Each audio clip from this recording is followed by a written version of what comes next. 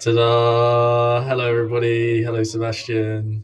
Hello, Harry. Welcome to Thank you, our. thank you. So, welcome everybody to Harry and Seb Talks.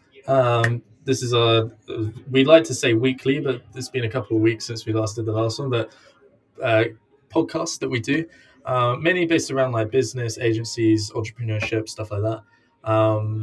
And yeah, I thought I'd kick it off because I saw in the news today, the other day actually, that Figma got acquired for 20 billion by Adobe, and I think that's a really great way to like take the topic we're going to talk about today, which is like, should you sell your agency? Um, and first of all, what do you think about the acquisition, Seb? Crazy. Not surprised. Crazy. I mean, when I heard it, I was like going, of course, reading a bit on Twitter, and you saw this post of the CEO of Figma that was saying around 2 years ago, or no, 1 year ago from 2021, it was like, we are Figma, not Adobe. Something like this. And then somebody wrote there, and here we are, 20 billion later. uh, I don't know what to think. I mean, for the community of Figma, I think it's really sad, even though the CEO announced that nothing will change.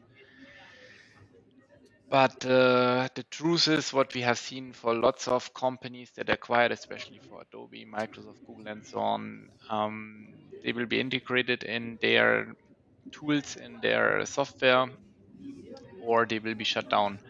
So I expect the same with Figma, not maybe immediately, but um, maybe in a year or 2 years, mm, that they will do mm, the same, maybe implement it in Adobe XD or something, which is really sad because it was a really amazing, great tool, had lots of potential. On the other side, you also see the guys that founded the company. So it's roughly 10 years old, and I mean, it's a huge lot of money. So, and I guess it's also quite, I mean, we can speak for ourselves. It's quite stressful to lead a company through the years, especially when you have a company like Figma that is growing really fast and which really big community. So on the other side, I guess they also said, yeah, this is like maybe now it's the time to sell it and earn what we have planted a few years or 10 years ago. So I understand both of it, both sides of it, but it's from my point of view, I'm personally really sad about it that it was sold to Adobe. What's your opinion about it? I think I'm on the other end. So, like, although I am like sad that it's been sold to Adobe, and I really don't want to have to pay £30 a month or $30 a month to use Figma because it's free at the moment, unless you do paid plans for some extra features. I do kind of see the benefits of like being able to bring stuff in from like After Effects or Photoshop easier into Figma, and that's like a really big benefit for me. I guess Yeah. like the question I ask myself is, as a founder, is like, at what point do you kind of reach that point in your journey and say to yourself, okay, I've spent loads of time building this agency, and now like I'm just ready to stop and do the next thing, And like, I guess like my question to you is, when is that for you, Seb? Is that ever going to be a point, or or is that never going to be a here, point? Because for here, me, I here know we the are. answer. Here we are with our topic. Should you sell your agency? Yeah, I was asked this sometime, but right now, I mean, I'm in state right now. I'm like, yeah, who's going to buy my agency now? And I like what I'm doing, so why should I sell it? And hopefully, will have like some kids. Maybe they will take over this business. So you never know what the future brings. So it's hard to say for me right now in the state if I'm ever gonna sell this agency. But maybe this is like maybe in 10, 20 years when I'm older, then maybe there's another project that I'm really interested in, and it's like something where I want to go there. And I don't know, it's Alexandra and me in the agency. So maybe Alexandra says, yeah, but I want to still keep the agency. I want to continue with it. So yeah, it's hard to say. I mean, depends what state you are, and also of course on the price. I mean, if they would offer me 20 billion, this is like a really huge amount. Also, I guess they have some models so that they can avoid some tax. Because if you would sell it to Germany, would only have probably half of it over, which is then not so much anymore. But it's a really tough decision. But I mean, first of all, you should make your agency so that it's like interesting for investors to buy it.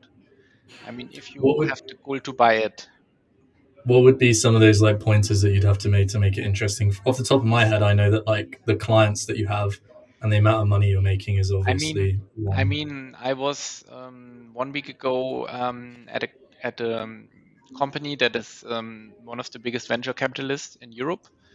And for example, for them to not to acquire to invest in a startup is the team, the founder team. So if this founder team has some specific aspects, like they studied a specific business administration at a specific university, they have a certain attitude, a certain CV, and based on this, you know already when you have this type of people in the company that's going to be like a unicorn or it's going to be a good investment.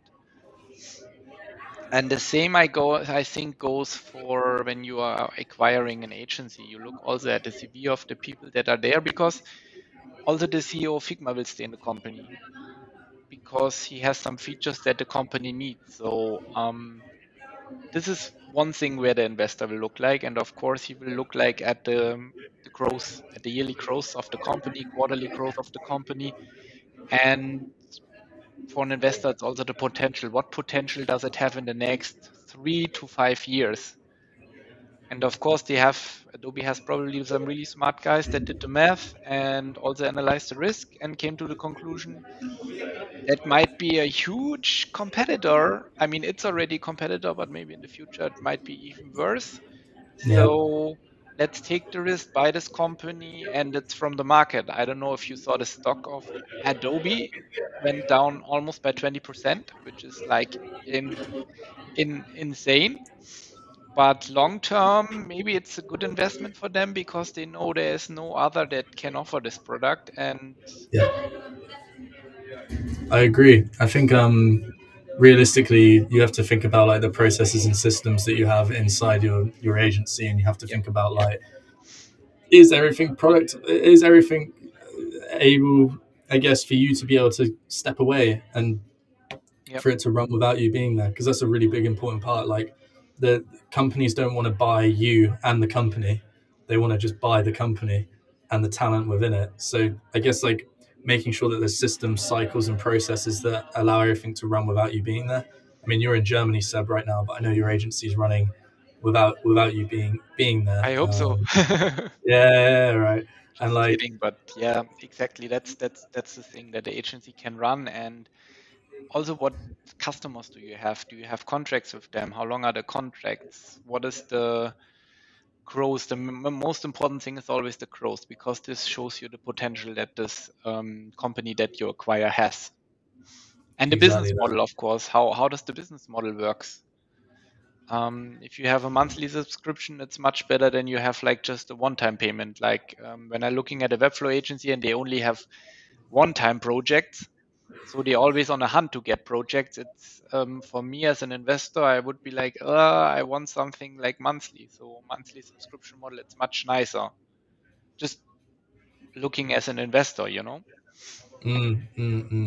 I think like it's really important as well to make sure that when you do go to sell, you ask yourself the question of, can I just leave this, let it run, I earn some money from it, and it just carries on, or do I want to sell it? And I guess like what could be some of the things that people could think about as to whether they should keep it running autonomously or whether they should just sell it? Is it a good idea to just leave it to run autonomously? Mm, I mean, if you can run it autonomously, then and it gives you like a steady income, then I would probably leave it run.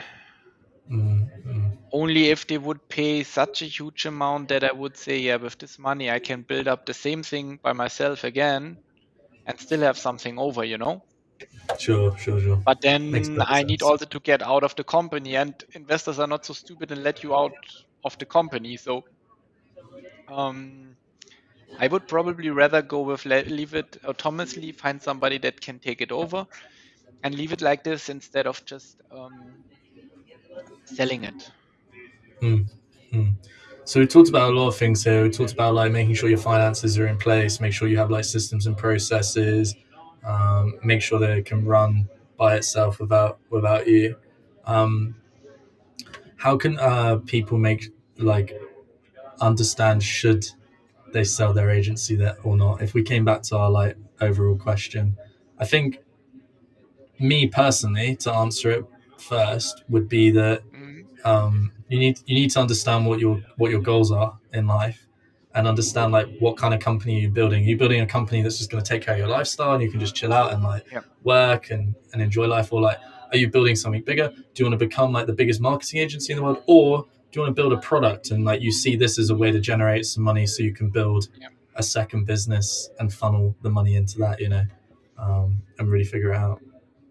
yeah, yeah. I mean, for me, I will make a list, pros and cons. Write down what are the pros, what is the cons. If you have a partner, you should discuss with your partner because it has also some implications on private life. I mean, with the money, maybe this is still on my bucket list. I want to do a world trip, for example. Maybe then you will Sure. say, hey, I would like to do a world trip with that money, or I will use this time to do something for myself. Are you in it? And so on. So there are lots of things to consider, and especially when you have children and so on, it's not so easy because still after you selling it, you probably need still to have some income for to keep the children and the family in the house and to bring them to school and so on. So I would probably go more for the option, leave it autonomously working and maybe look in it once per week to check if everything is going as it is planned, and maybe just to take then some longer vacations in this period because you have a steady income stream. And if you, for example, have a hobby like me, like with stocks or something with cryptos, you can still use this money and invest it in cryptos and stocks and make your company even bigger with that. Yes, So I I'm agree. more I like the agree. sustainable guy who looks long term instead of like I have now the success and the I money. agree. I think the scary thing that pops into my head is like, what if you let it run autonomously and like then it just doesn't grow anymore, or like you hire the wrong people and stuff like that. So I think the Might person be, might be. Yes, you're totally right. I mean, this is a good question to ask.